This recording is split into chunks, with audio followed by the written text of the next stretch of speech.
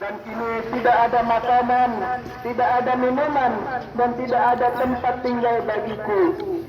Waktu aku lihat anak-anak sebaya denganku pada hari ini, sedang mereka masih punya ayah, maka ingatanku tertuju ketika ayahku telah meninggal dunia.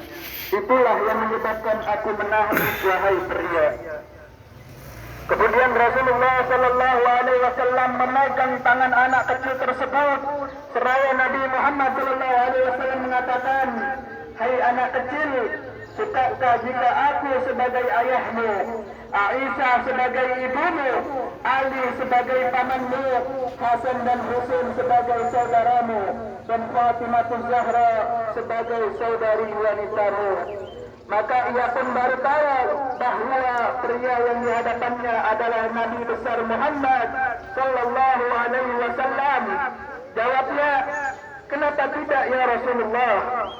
Selanjutnya ia pun dibawa pulang ke rumah Rasulullah Sallallahu Alaihi Wasallam, diberi pakaian bagus dari Rasulullah, disuruh makan yang kenyang dari Rasulullah, dihiasi, diberi minyak harum. Lalu ia pun tertawa bergembira keluar menjumpai kawan-kawannya yang sebaya dengannya. Dan ketika kawan-kawan itu bertanya, tadi kamu menangis, kini tertawa bergembira, apa yang terjadi pada dirimu? Jawab anak tersebut, ya, tadinya perutku lapar, kini sudah kenyang. Tadinya aku bertelanjang, kini aku telah berpakaian. Dan tadinya keberadaanku sebagai anak yatim, maka Rasulullah Sallallahu Alaihi Wasallam sebagai ayah dariku, Aisyah sebagai ibu dariku, Hasan dan Husain sebagai saudara priaku, Ali radhiyallahu anhu sebagai pamanku, dan Fatimah Zahra sebagai saudari wanitaku. Kenapa kini aku tidak bergembira? Sahut kawan-kawan yang sebaya dengannya, sekira ayah kami meninggal dalam perang Sabir itu, pasti aku pun seperti anak itu.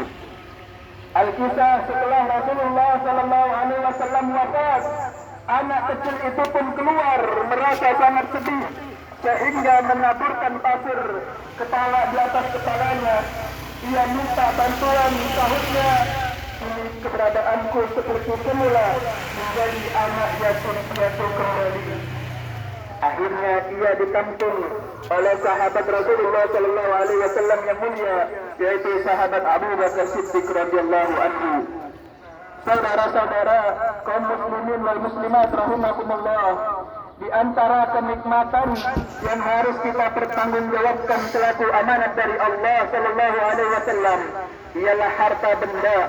Harta benda adalah karunia dari Sang Ilahi yang diamanatkan untuk dibelanjakan di jalannya Allah Subhanahu wa Ta'ala.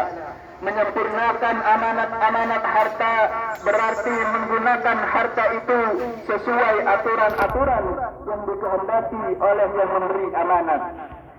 Dalam istilah agama ini disebut infak fi sabilillah atau menafkahkan harta kita di jalan Allah. Kedudukan si pemilik adalah hanya sebagai pengurus. Hak milik dalam arti mutlak hanya ada pada Allah semata. Allahu Akbar, Allahu Akbar, Allahu Akbar, walillahil hamd.